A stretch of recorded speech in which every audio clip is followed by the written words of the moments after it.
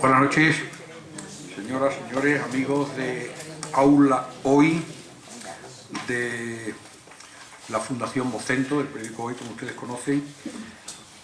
Bienvenidos, digo, a un nuevo acto de nuestra Aula de Cultura en la recién estrenada nueva sede también de la Real Sociedad Económica de Amigos del País. Dentro de esa variedad temática a la que, siguiendo el modelo del periódico, se adecúa el aula, es decir, tocar todos los temas dentro de la máxima pluralidad para atender a los distintos tipos de intereses de los lectores, o en este caso de los asistentes a nuestras conferencias, en esta ocasión se planteó tratar un tema siempre de tanta actualidad y de tanto interés para tantas personas como el de la salud.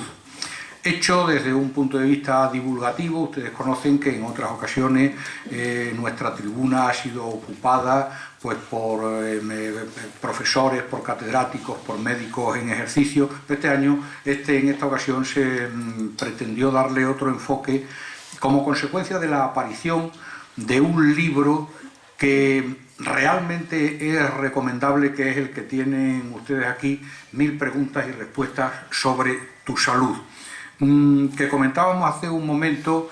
Yo creo que ha tenido el gran acierto de colocar exactamente la medida en la mitad del camino en lo que pueda ser una divulgación pues excesivamente simplista y facilona, o lo que pueda ser el libro estrictamente técnico, solo asequible a los especialistas, sino que es el libro, como comentaba yo hace un momento con su autor, con nuestro invitado de esta noche, que da respuesta a las preguntas que yo creo que todos nos hacemos en algún momento a lo largo de nuestra vida en relación con la salud.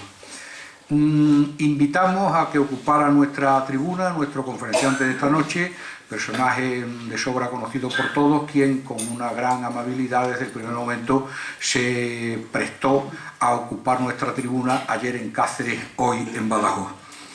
Casi sobra la presentación porque es una persona, Ramón, que yo creo que ha comido y ha cenado muchas veces en nuestras casas con nosotros a lo largo de muchos años desde la pantalla de la televisión, poniendo esa presencia afable y tranquila que representa.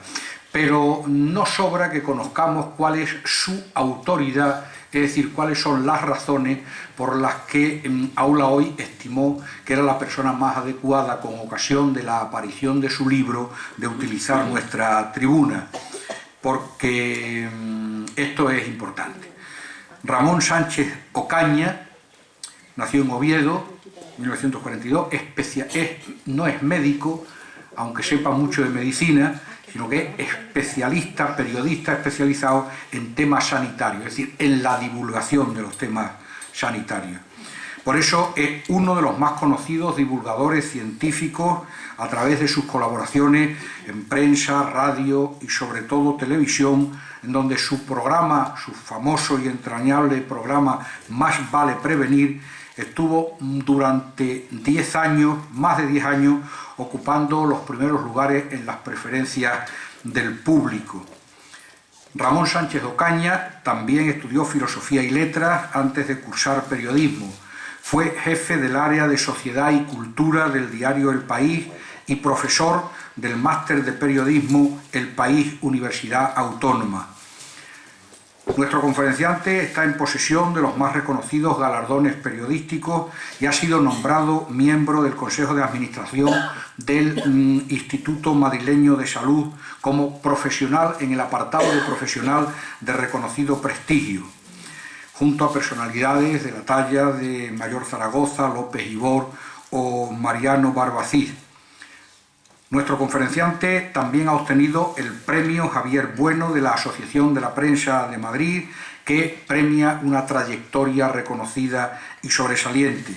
El Ministerio de Sanidad y Consumo le concedió la encomienda de la Orden Civil de la Sanidad por su larga y brillante carrera en la información sanitaria. Y así podríamos dilatarnos en otros muchos ítems si fueran necesarios. Pero creo que estos son bastantes para poder decir estos son los poderes que avalan la intervención de nuestro conferenciante, a quien de nuevo le damos la bienvenida en nuestra tierra y le agradecemos que acogiera con tanta amabilidad nuestra invitación. Muchas gracias, querido Ramón, y tienes la palabra. Muchas gracias. Bien, buenas tardes a todos. Yo antes que nada quiero pedir perdón porque quizás a alguien le haya podido parecer un tanto irónico el que hable de salud con optimismo.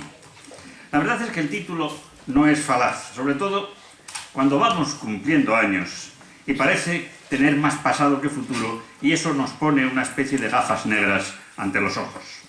Hay que insistir, y precisamente cuando se cumplen años, en que la gran mayoría de nuestros temores no se cumple nunca, y que deberíamos de hacer ejercicio para ver las cosas en un tono mucho más claro. Si yo hablara de envejecer con optimismo, yo estoy seguro que ustedes dirían inmediatamente de eso, de bueno, este tío, claro, nos va a hablar de la menopausia, nos va a hablar de la osteoporosis, va a decir que es el Alzheimer, etcétera, etcétera. Y no, yo no les voy a hablar de nada de eso. Luego, si quieren, lo abordamos en el coloquio si les apetece. Pero a mí me parece mucho más importante insistir en que la salud no es solo cuestión de asistencia. Creo que deberíamos entender la salud como una forma de vivir, no solamente como no estar enfermo. La salud no es ausencia de enfermedad, sino que es un estado básico de bienestar. A mí no me parece nada positiva la idea de medicalizarlo todo, que haya que advertir de todo y por todo, que haya que condenar el más mínimo placer, porque así parece que la salud es sinónimo de aburrimiento, de verdura cocida y de pescado a la plancha. Y no es así. Yo creo que para ese bienestar hay que partir primero de una visión positiva de la realidad.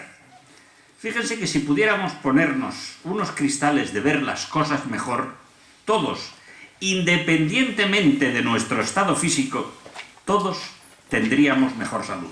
Por eso creo que lo importante es mirar el mundo con otros ojos. Quien se somete a un régimen, a una dieta, quien deja de fumar, quien se impone un ejercicio físico y lo hace, independientemente del beneficio que obtiene por ello, añade otro muy superior, el de su fuerza de voluntad.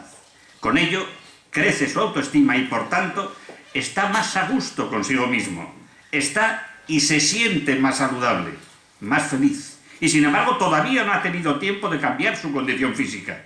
Por eso digo que la salud parte básicamente de una mentalidad que se cimenta en una visión positiva de la realidad, una visión positiva de las cosas, una visión que se cimenta o la vamos a cimentar en 10 puntos muy concretos. Primero, forma física. Hombre, es evidente que no hace falta ser atleta, ni muchísimo menos, pero bueno, un poco de ejercicio físico, una alimentación correcta y un sueño suficiente. Eso nos tonifica y nos ayuda a ver las cosas mejor. Después, pensar en lo que se tiene y no en lo que nos falta. Así aprendemos a valorar lo que tenemos, a valorar a los que nos quieren y que gozamos, porque recibimos demasiados estímulos negativos y además comparamos siempre lo mejor de los demás con lo peor de nosotros, y aquí así salimos siempre perdiendo injustamente. También solemos desconfiar excesivamente de los demás. Nos ponemos tantas corazas que nos impiden disfrutar de aquello que los demás pueden darnos. Yo creo, y ayúdenme ustedes a hacer la campaña, que habría que imponer el lema «Piensa bien y acertarás», porque es muchísimo más gratificante. También es importante apreciar las cosas pequeñas, porque apreciar los detalles nos dispone para disfrutar de cosas mayores. Además, todos tenemos experiencia, la vida se compone de cosas pequeñas. Bueno, pues si sabemos sacarles partido, seremos más saludables, más sanos, más felices. También deberíamos fijarnos en lo positivo, no solo en lo negativo, porque es verdad que cuando se destacan los fallos, se puede aprender que aquello está mal, pero no se aprende a hacerlo bien. Por eso hay que destacar lo que se hace bien para que esa conducta se repita. Es decir, destacar lo de los demás, animar, felicitar. Es verdad, y piensen cada uno en su experiencia personal, cuando a uno le reconocen lo que hizo bien, se siente mejor y además está dispuesto a seguir haciendo las cosas bien. Otro punto es que a veces las críticas frenan lo que íbamos a hacer. En vez de lamentarnos hay que actuar, no perder tiempo en pensar si merece la pena o no, porque todo merece la pena si se hace con ilusión. Otro punto que debemos tener en cuenta, si hacemos algo mal, hay que releer las instrucciones, repasar lo que hicimos para enfocar nuevamente el problema y hacerlo bien, porque se puede y además se debe. Un punto importante es convencernos de que seremos capaces de hacer todo lo que seamos capaces de creer.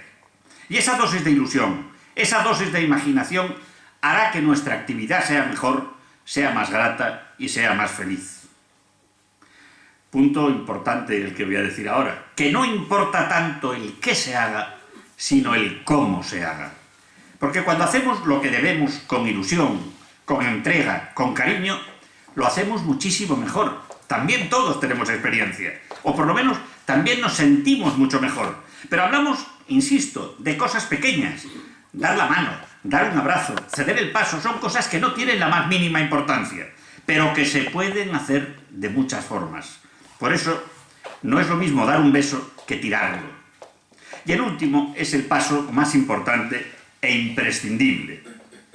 Decirnos y considerar la gran verdad de que somos únicos, que somos irrepetibles, que somos maravillosos y originales, y que hay gente que nos quiere, y mucha más gente a la que podemos querer y darnos y hacer feliz. Bueno, pues yo estoy seguro que con esa visión positiva de las cosas tenemos ya una buena parte de salud garantizada. Y ahora, lejos de ironías, vamos a tratar de proponer una serie de reflexiones y de cuestiones para su análisis que sean esencialmente optimistas. Y partimos de una base. En la juventud, la inconsciencia no nos permite la calma suficiente para disfrutarla. Si lo pensamos bien, nos daremos cuenta de que no disfrutamos la juventud. Disfrutamos de su recuerdo, que no es lo mismo. En la madurez estamos agobiados por otros problemas, normalmente por el de nuestros hijos o por el de nuestros padres, con los hijos con la inconsciencia y el de nuestros padres con todo lo que tienen encima. Y es realmente en la vejez cuando nosotros nos adueñamos del tiempo. Y al llegar a este punto, yo quiero insistir en algo que digo siempre. Yo estoy, como todos, deseando llegar a viejo. Sobre todo, claro, si me paro a pensar en la alternativa. Eso no quiere decir que tenga mucha prisa, ciertamente. Pero es verdad que envejecer es la única forma de vivir muchos años. Bueno, la gran pregunta que todos nos hacemos al reflexionar sobre estas cuestiones es bastante sencilla de plantear y no tan sencilla de contestar. ¿Por qué envejecemos? Bueno, no se acaba de encontrar una respuesta válida, se habla mucho de los antioxidantes, etcétera, etcétera. Son muchos los factores que intervienen y desde que el hombre es hombre y envejeció por primera vez, está buscando la forma de permanecer joven y de encontrar el elixir de la eterna juventud. Este es un punto ya para tener en cuenta. ¿No sería mejor, no sería más útil, en vez de perder el tiempo buscando la fórmula secreta de ser eternamente joven, aprovechar para concienciarse de que la vida es un proceso? Es decir, en vez de dedicar el tiempo a la inútil pelea contra el calendario, ¿no sería mejor dedicarlo a comprenderlo, a aceptarlo, a asumirlo? Y eso hay que hacerlo cuando todavía tenemos tiempo, cuando todavía se pueden tomar medidas. El hecho cierto es que, como decía John Lennon, la vida es eso que nos va pasando mientras nosotros nos empeñamos en hacer otros planes. O dicho de otra forma, que cuando nos paramos ante nosotros mismos, no se nos ocurre mejor expresión que esa que decimos tan a menudo, y cada vez más a menudo, que es cómo pasa el tiempo. Cada vez más deprisa, como es lógico, porque claro, a un niño de 3 años le dices que el año que viene le vas a comprar una bicicleta, y ese año que viene le parece poco menos que nunca, porque es la tercera parte de su vida. Le dices mañana y ya le parece que es muchísimo. Pero a nosotros los años se nos pasan volando. Ya ven, ya estamos casi en Navidades. Y la mayoría de nosotros no diremos ya estamos en Navidades, sino ya estamos otra vez en Navidades. Claro, un niño de 8 años tiene 5, 6, 7 navidades, 6 navidades conscientes. Cualquiera de nosotros tenemos, bueno, echen el cálculo, 40, 50, 60, lo que quiera. Pero me gustaría insistir en lo que decía hace un momento. En vez de perder el tiempo buscando inútilmente la fórmula para ser siempre joven, ¿no sería mucho mejor adaptarnos a ese paso del tiempo? Es verdad, y debemos de reconocer, que somos como una máquina y como tal, con su uso se va gastando, como el coche, que al principio está muy bien, que el rodaje es perfecto, pero poco a poco va fallando. Claro, normalmente por los amortiguadores, es decir, empieza el reuma, después por el carburador, así que ya nos movemos un poco más despacio, al final ya las cuestas no se suben como se subían. Y hay un estudio muy curioso que señala cuáles son las diferencias que tenemos los mayores con la gente muy joven. Por ejemplo, una de las cosas que más puede llamar la atención es cómo vamos perdiendo estatura. A los 70 años el ser humano mide 2,5 centímetros menos que a los 30.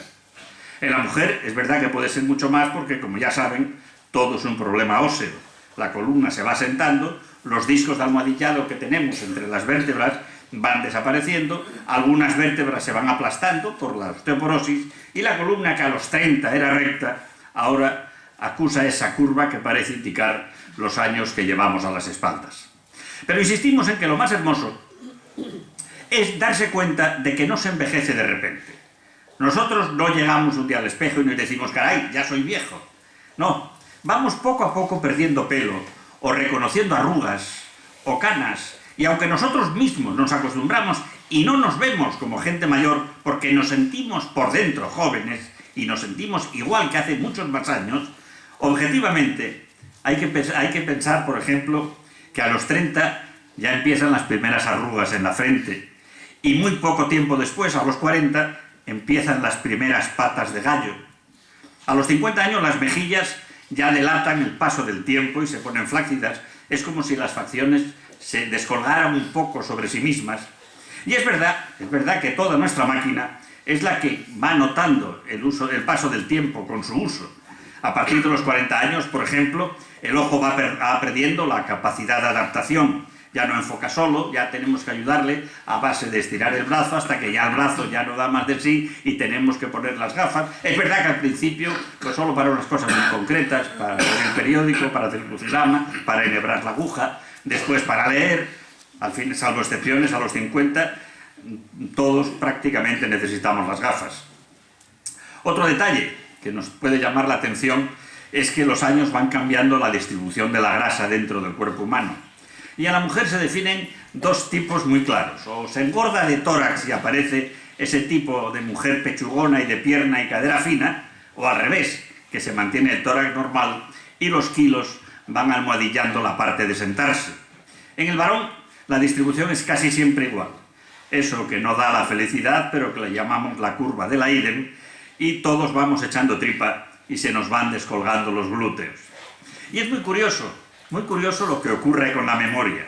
Ya desde los 50 años vamos perdiendo la memoria reciente y a la vez empezamos a recordar cosas de nuestra niñez, cosas que teníamos absolutamente olvidadas.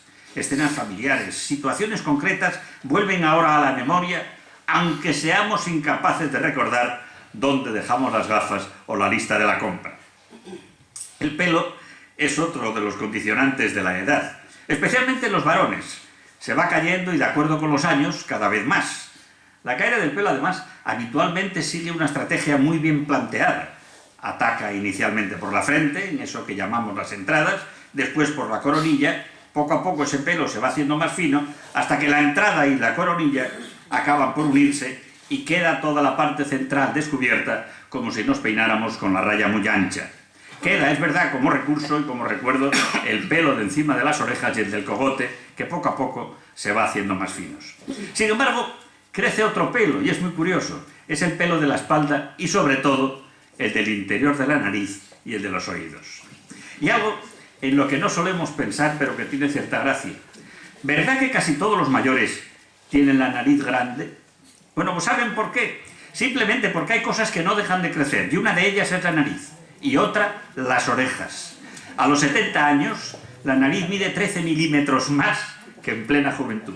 Y a las orejas les ocurre lo mismo. Se calcula que a los 70 años las orejas miden 2 centímetros más que a los 20.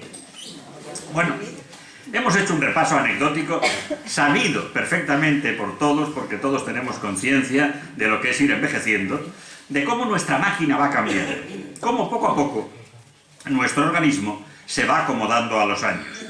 Y yo pienso que eso hay que verlo con optimismo, porque eso nos permite ver el tiempo de otra forma.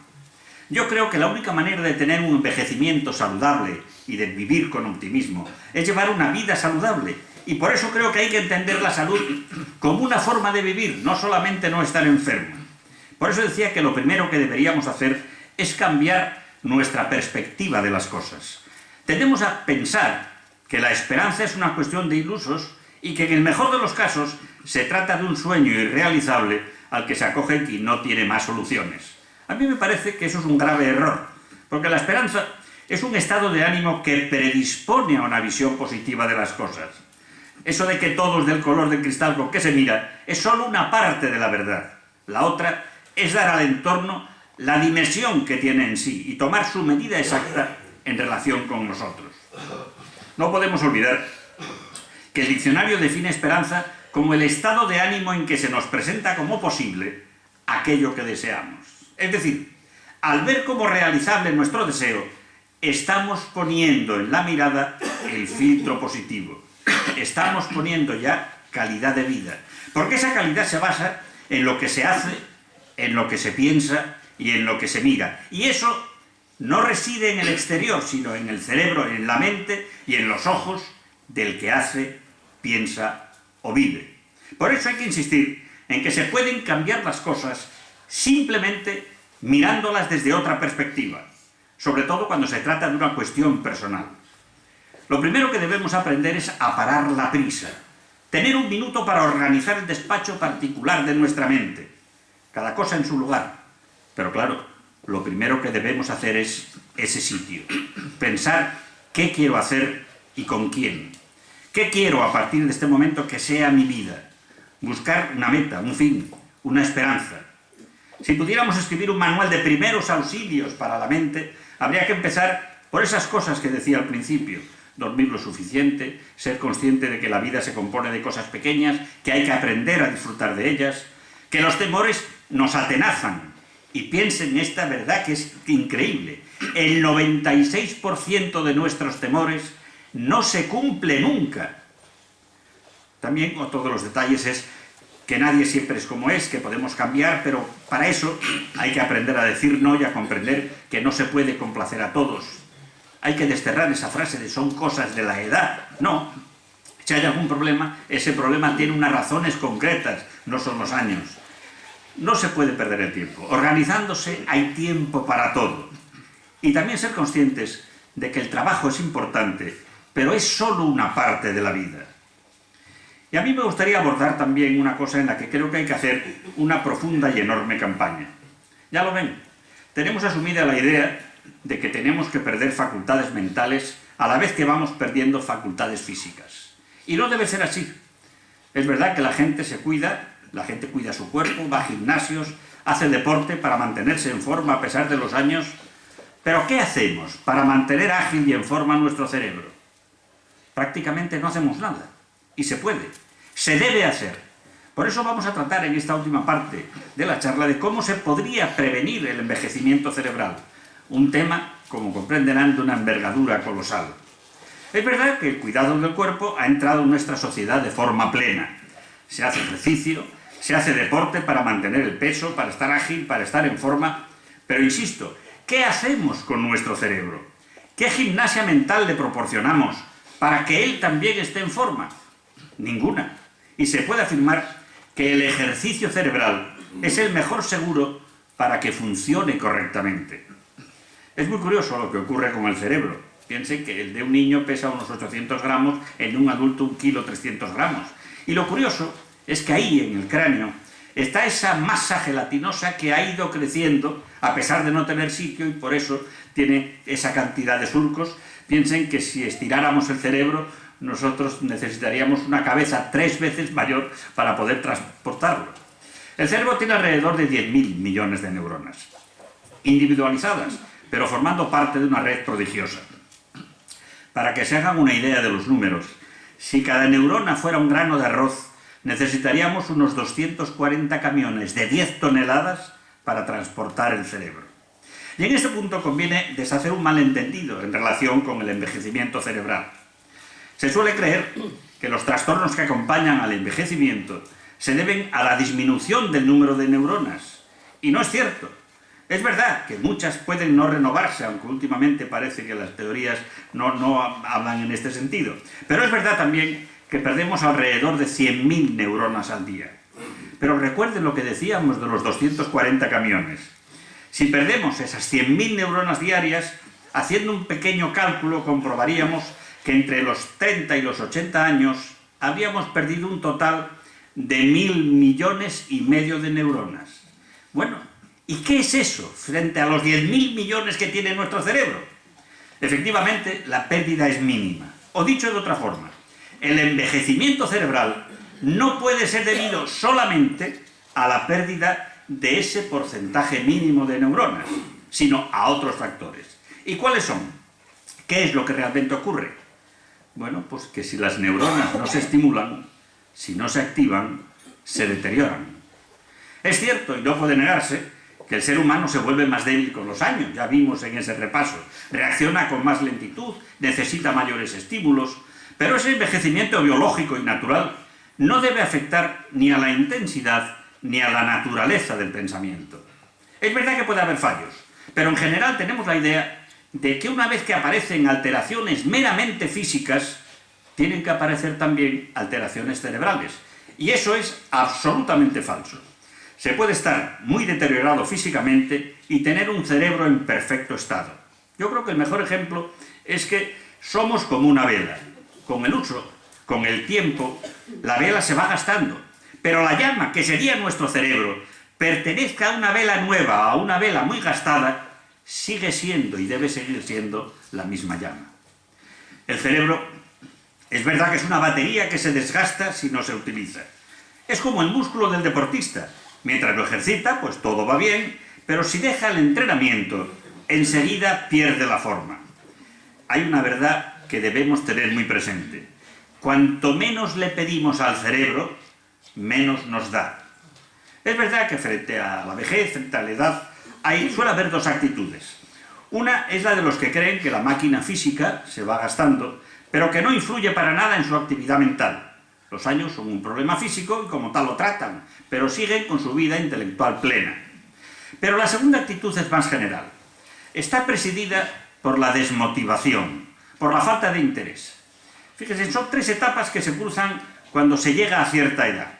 Primero uno se siente apartado, como consecuencia se empieza a sentir solo y al final, como reacción, viejo. Esta es una reacción en cadena.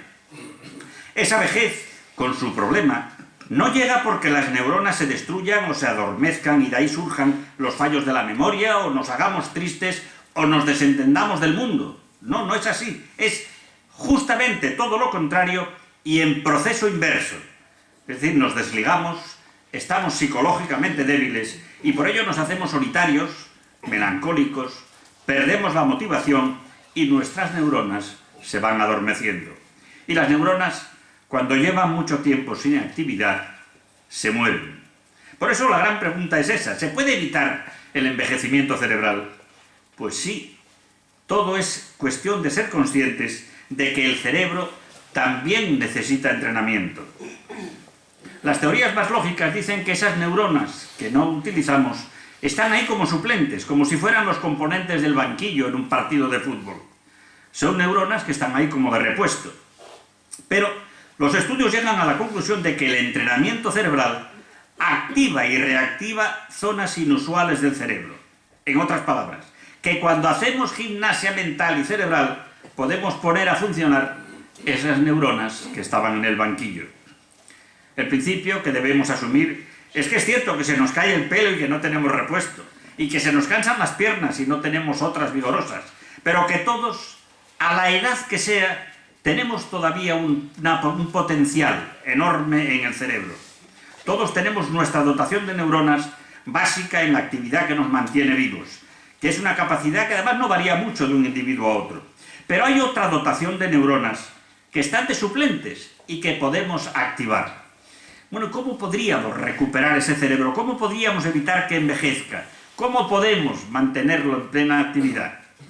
Lo primero que hay que hacer es poner a hacer gimnasia a los 5 sentidos, para que puedan funcionar de manera rápida y precisa. Por ejemplo, hay que forzar la memoria inmediata, anotar palabras y, por ejemplo, el próximo martes acordarnos de ellas, a intentar recordar aquellas palabras. Cuando suene el teléfono y lo coja usted, intente recordar la voz de quien le llama y, si es posible, el número de teléfono del que llama. Cuando vaya por la calle, puede ir haciendo gimnasia mental, por ejemplo, cuente cuántos hombres llevan camisa blanca o azul, o cuántas mujeres van con abrigo rojo, o abrigo negro, o abrigo gris, en dónde están. Claro, luego lo que tiene que hacer es intentar acordarse, hacer ejercicios. Otra práctica muy útil, cuando vaya a una reunión donde hay mucha gente, intente determinar, por ejemplo, cuántos están a la derecha, cuántos están a la izquierda. Así irá aumentando su capacidad de vista y de espacio. Claro, luego puede intentar recordar cuántos son calvos, cuántos son rubios, cuántos son morenos. Créense sus propias reglas para acordarse de los números, porque lo importante es estimular zonas que habitualmente no se activan. Hay un ejercicio muy interesante que, además, cualquier palabra es buena. En un periódico pueden ver la palabra estrella, por ejemplo. Vale cualquiera, yo puse estrella porque me la tenía cerca. Estrella, y entonces intente recordar 10, 12, 15 palabras que empiecen por las 3 primeras letras. Intente recordar 10, 12, anote, estudio, y te decíamos estrella, pues estudio, estructura, estadio, estímulo, Esteban, estar, estiva, estuvo, esternón, estampa, estolar, estrobo, establo, etcétera, etcétera. También es muy eficaz hacer ejercicios matemáticos. Sume mentalmente, calcule mentalmente lo que le cuestan 180 gramos de lo que vaya a comprar. O juegue a convertir en euros en pesetas o pesetas en euros, que además le va a ser sumamente útil porque le va a ser muy práctico. O cuántos céntimos puede costar un huevo si una docena vale 1,20. Por cierto, no sé si vale 1,20. Jugar, desde luego, es aconsejable, pero jugar siempre a lo mismo conduce a la rutina, que es precisamente lo contrario de la activación. Hay que interesarse sobre todo por otras actividades. Plantear juegos con gran amplitud que obliguen a forzar la memoria, a forzar el cálculo, la agudeza visual, el olfato, el oído. Es decir, hay que movilizar los 5 sentidos. Y se debe cultivar la actividad verbal. Lea el periódico y luego, horas más tarde, imagine que tiene que contárselo a alguien, hacerle un resumen de lo que pasó en el día. Ese esfuerzo en recordarlo le va a ser sumamente útil. O cuando lea un libro, puede hacer también una prueba. Supóngase que tiene que hacerle un resumen del capítulo que ha leído o de lo poco que ha leído a su hijo o a su nieto. Y ese esfuerzo de memoria y de síntesis le va a ser fundamental. No me riñan ahora las amas de casa, pero muchas llevan su lista de la compra. Bueno, pues eso no es nada aconsejable. Lo ideal sería hacer un esfuerzo de memorización. Y además tiene una buena ventaja, porque si no se acuerda, no tendrá más remedio que salir nuevamente, y además significa que la próxima vez va a estar más atenta y va a intentar recordar más. Es interesantísimo que se cultiven las aficiones, porque las aficiones no tienen edad. Reunirse para hablar de cine, de labores, de setas, de fotografía o de historia o de sellos, no tiene un tope de 50, 60 o 70 años. Allí se comparte el gusto por lo mismo, con la posibilidad de compartir también experiencia con gente mucho más joven, con gente más vieja y con gente de nuestra misma edad. Desde luego, mucha gente, al llegar a cierta edad, suele decir eso de que ya no soy capaz. Yo creo que esa frase habría que desterrarla de todos los vocabularios y cambiarla por otra que es una gran verdad, que nunca es tarde para hacer algo nuevo, que todos podemos ser capaces de muchas cosas más, que nunca es demasiado tarde, que siempre estamos a tiempo.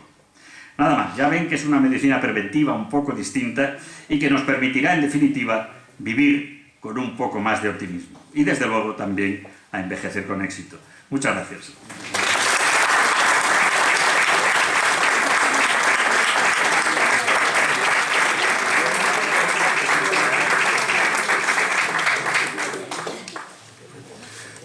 Magnífica exposición, como por otra parte creo que sabíamos de antemano, y abrimos el coloquio para que quien quiera utilizar la palabra para dirigirse a nuestro conferenciante o para exponer lo que le parezca oportuno, saben que es la norma de la casa. Tenemos aquí una primera palabra de don Manuel La Unión, deportista que yo creo que practica casi todo lo que aquí se ha dicho.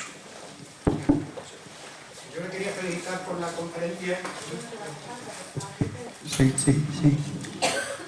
Yo tengo su edad y he sido 40 años profesor de GB, he convivido con los chavales y ahora cuando veo en la prensa que dice que los niños españoles son los más obesos de Europa y los niños extremeños son los más obesos de España. Hace 8 o 10 días se reunía el presidente de la Junta de Extremadura y el consejero de los deportes con todos los presidentes de las federaciones extremeñas por la preocupación de que los chavales no hacen práctica deportiva. La verdad que los chavales jóvenes, la salud, que es lo importante aquí, la salud, el deporte es una cosa buena porque el chaval se divierte y además de divertirse es saludable, una cosa estupenda. El problema es que no tenemos cultura y muchas veces también no hay medios. Yo que he estado, los 40 años que he estado de maestro, normalmente he estado en pueblos o en barrios bastante marginales, con gente humilde, y muchas veces los chavales no hacen deporte porque no tienen instalaciones. Por ejemplo, en Badajoz tenemos 2 piscinas. Sí, muchas veces ocurre, por ejemplo, en Badajoz, que hay gente que no va a la piscina porque está llena, y en vez de haber 2 piscinas podía haber 4. Claro, el ayuntamiento puede decir, no tenemos dinero para hacer 4 piscinas, sí, pero desde que tengo yo uso de razón, a los equipos, por ejemplo, profesionales del deporte, excepto, por ejemplo, el fútbol, pues de nuestros impuestos, de los contribuyentes, se les regala millones y millones y millones cada año por ejemplo, al fútbol profesional, que después es un dinero tirado a la calle que no sirve absolutamente para nada. Y faltan instalaciones. Cuando a un chaval se le dice, la natación es una cosa muy recomendable, pero claro, le piden 500 pesetas, perdóneme que le hable en pesetas. Y entonces eso puede ser una barrera. Y para terminar, yo quería hacer un paralelismo entre el informe PISA, donde dice que los niños finlandeses son los que ocupan el primer lugar y nuestros bachilleres ocupan de los últimos lugares.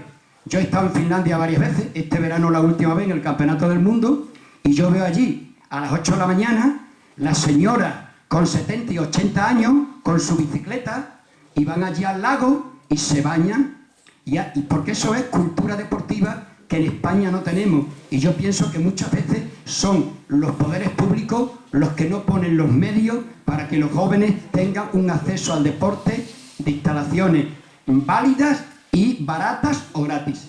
Muchas gracias. Muy bien, yo creo que tiene mucha razón en muchas de las cosas que dice, pero todo es rebatible. Cuando yo le decía lo de las piscinas y tal, me parece muy bien, pero el ejercicio más barato, más cómodo y que no necesita instalaciones es andar. Y nuestros chavales lo que hacen, el deporte que hacen es el tumbing. Llegan a casa y se tumban, cuando no es con la consola, es con la tele, y cuando no es con el ordenador, pero no se mueven. Por otra parte, hay un problema también de la alimentación. Es decir, nuestros chavales no comen pescado y no comen verduras porque no se les ha educado a eso. Y cuando la gente dice es que no le gusta, dice, bueno, los niños japoneses comen pescado crudo y les gusta. ¿Por qué? Porque lo han visto comer desde pequeñitos. Y entre otras cosas, a usted le da mucha envidia, y me parece perfecto, lo de las mujeres finlandesas, y que tienen una calidad de vida grande y que hacen deporte, pero no se olvide de una verdad enorme. La mayor calidad, la mayor esperanza de vida en Europa es la española, no la finlandesa. Es decir, nosotros tenemos más esperanza de vida. Un niño o una niña que nazca hoy sabe que va a vivir por término medio alrededor de 82 años y medio. Cosa que no llega a la finlandesa. Nos supera a la mujer japonesa, pero nada más. Tenemos una calidad de vida enorme. Y yo le diría, cuando la gente nos dice, por ejemplo, que se habla mucho de que si la alimentación nuestra, que estamos comiendo, que las grasas, etcétera, etcétera, pues hay que decir, yo suelo repetirlo, que nunca se ha vivido ni tanto ni tan bien como ahora. Y esta es una verdad que tenemos que, afortunadamente, felicitarnos todos, ¿no? ¿Alguien más? Quiero hacer algo. Vamos a ver. al doctor Monge. Yo, por supuesto, felicitarle por la... A mí me ha sabido muy bien esto porque, como antes decía, hoy me ha llevado a mi época de juventud donde yo le oía a usted y realmente disfrutaba de los temas de salud. Esto es una pregunta personal, quizás íntima, ¿no? En el sentido de que una persona tan vocacional y tan filosófica con los temas de salud, ¿en algún momento de su vida se ha planteado estudiar medicina? No, realmente yo debo decir que debo tener algún gen por ahí.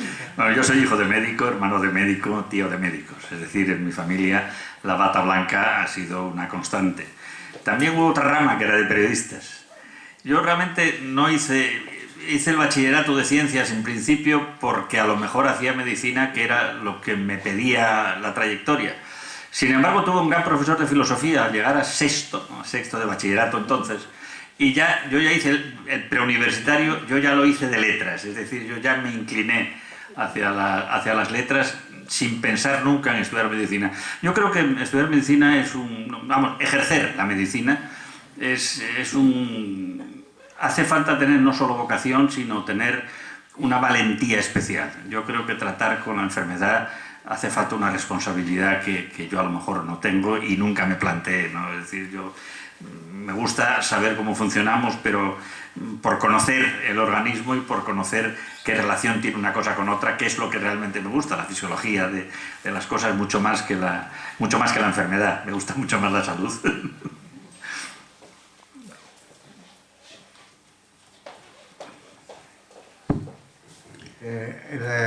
Antes, cuando estaba uno malo, antiguamente, le ponían una sangría y entonces se curaba todo con la sangría. Luego vino la lavativa de San Juan de Dios, que todo el mundo le ponía la lavativa. Y luego vino la penicilina y todo se curaba con la penicilina. O sea que, y ahora todo se cura con bebiendo mucha agua y quedando mucho paseo. Ojalá se curara todo bebiendo mucha agua. O sea que... Bueno, hay muchas cosas que son modas, vamos a decir modas entre comillas, es decir, si se demuestra o parece ser, antes se empezaban las transfusiones de sangre cuando no se sabía que la sangre era incompatible y había gente que sanaba y dice, uy, el milagro de la sangre, pero había mucha más gente que moría porque le ponían sangre que no era, ¿no? Pero que son modas como usted decía, la sangría, después la lavativa, después hemos vivido todos la fiebre de las vitaminas, etcétera, etcétera, ¿no? Pero son modas. No hace tanto tiempo, quien tenía un infarto, sí. Pero bueno, no hace tanto tiempo quien tenía un infarto de miocardio tenía que guardar un reposo absoluto y no se podía ni mover. Ahora al día siguiente, a los 2 días, le ponen de pie. Antes de que tenía un infarto no podía más que... Ahora le mandan sardinas a los 3 días. Es decir, que son modas porque se va demostrando que a lo mejor algunas de esas creencias han quedado obsoletas o que no tienen sentido y hay otras que son mucho más modernas y mucho más válidas. Y sobre todo, yo creo que ahora, y si hay algún médico en la sala, que creo que sí, pues evidentemente hay una medicina basada en la evidencia, que es lo que está dando las pautas de lo que hace la medicina hoy. Ahora que ha nombrado las sardinas, antes todo el pescado azul era malo y ahora es buenísimo. Bueno, es que depende de para qué. Es decir, si usted dice, es que el aceite de oliva es el mejor, sí, pero no deja de tener 9 calorías por gramo. Es decir, entonces si estoy a dieta, si está a dieta no puede tomar mucho aceite por bueno que sea, ¿eh? Pues con las sardinas puede ocurrir lo mismo, las sardinas o el pescado azul. El pescado azul se llamaba azul y estaba denigrado porque era pescado graso. Ahora ya se suele decir pescado graso, semigraso y blanco, o no graso, más que azul y blanco, ¿no? Lo que ocurre es que ahora se demostró que el aceite del pescado azul es beneficioso para elevar la fracción buena del colesterol. Y entonces se recomienda que a la hora de comer pescado sea azul, pero no es que fuera malo. Todo depende de para qué, claro. Si alguien está a una dieta estricta, pues más que sardinas o salmón o un pescado graso, le recomendarán un pescado con menos grasa, precisamente para evitar las calorías, ¿no?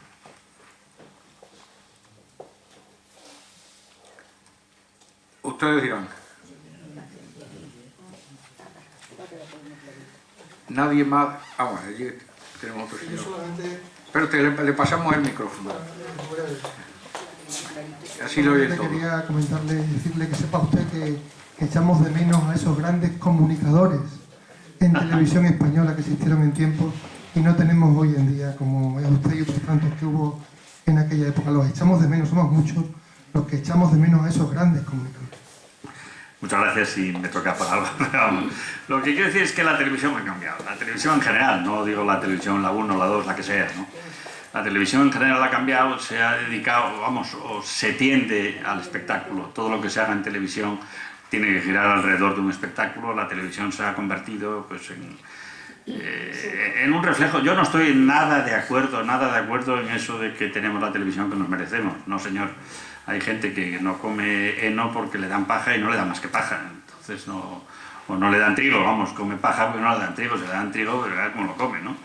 Y entonces ese es un problema que supongo que llegará un momento en que cambie, y especialmente yo creo que ahí tienen que pelear las marcas que anuncian. Como cuando empezó, yo recuerdo cuando empezó Gran Hermano, hubo una serie de marcas que se alejaron de ese programa. Pues yo creo que sería la condena más clara que se podía hacer a cualquier programa de los que llamamos televisión basura, que se basan en poner verde unos a otros, gente que nos importa un rábano prácticamente a todos y acabamos todos pensando, resulta que discutieron en una noche de bodas, discutieron en una pareja que había allí, como si nos importara algo, bueno, que discutan, y si no discuten, que no discutan. Vamos, yo creo que el ejemplo claro de cómo se ha manipulado todas estas cosas lo tenemos en esta señorita de San Blas, o señora de San Blas, ¿no? que bueno, pues se ha convertido en un fenómeno mediático de tesis doctorales, vamos, ya me parece el colmo, ¿no? Pero mientras esto sea el reflejo de la televisión, yo creo que vamos por muy mal camino. Yo creo que la televisión tiene que cambiar, no cabe duda, y que va evolucionando, que se va hacia el espectáculo, de acuerdo, pero que ese espectáculo no tiene que ser el de una gente poniéndose verde una a otro, gritándose, quitándose la palabra, porque eso da idea, bueno, da idea de lo que está ocurriendo en la sociedad. Se fijan ustedes como, por ejemplo, el gran interés de mucha gente es solo salir en la televisión para ir a platós, como por ejemplo, hemos visto, me contaron, hemos visto que han expulsado a 2 de Gran Hermano porque estaban pactando no sé qué para poder seguir después utilizar el programa para que les llamaran de los platós y establecer esa especie de rueda por las distintas tertulias de esa televisión que por mucho que digan que no, yo sigo llamando basura, vamos. ¿Qué opina de la última noticia a nivel del Estado de suprimir los regalitos del McDonald's para disminuir la obesidad en los niños? Yo creo que eso forma parte de ese principio de la estrategia NAOS que no sé si ha tenido muy buen resultado. Yo, evidentemente no la ha tenido, pero fue un intento, o es un intento de evitar la sobrealimentación de determinados productos a la gente joven. Es cierto que si tú regalas una golosina, regalas algo, estás estimulando un consumo de una cosa que a lo mejor no es beneficiosa. Entonces, así como se han apartado de los recreos de los colegios las máquinas expendedoras de bollos y de bebidas azucaradas, y lo mismo que se está tratando de disminuir la cantidad de sal en el pan, en el pan de todos, los que comemos, cada vez tiene menos sal el pan, pues puede ser una medida que puede ayudar un poco a controlar esa epidemia de obesidad que evidentemente, como nos decía el primer comunicante, estamos padeciendo. No porque padezcamos, no es que sea un problema de salud pública hoy, sino que lo que sí es un problema serio es la tendencia clara hacia la obesidad que están teniendo nuestros chavales. Y es más, empieza a ser un problema que empiezan a tener ya muy jóvenes enfermedades de adultos. Empiezan a tener pues, el riesgo de diabetes 2, empiezan a tener el riesgo de apnea de sueño, apnea obstructiva de sueño, y empiezan a tener los primeros problemas de aterosclerosis, siendo gente muy joven, ¿no? ¿Alguien más desea intervenir?